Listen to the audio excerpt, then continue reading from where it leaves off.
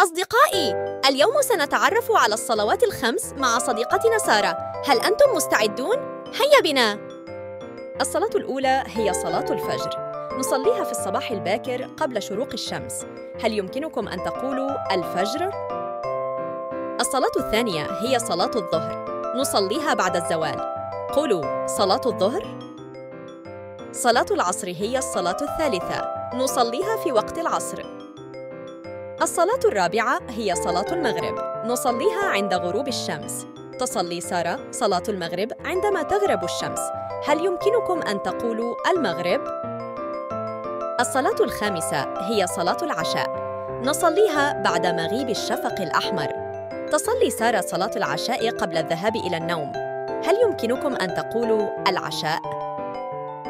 الفجر، الظهر، العصر، المغرب، العشاء. هذه هي الصلوات الخمس: الفجر، الظهر، العصر، المغرب، العشاء.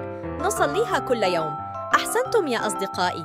الآن تعرفتم على الصلوات الخمس. إلى اللقاء في مغامرة جديدة.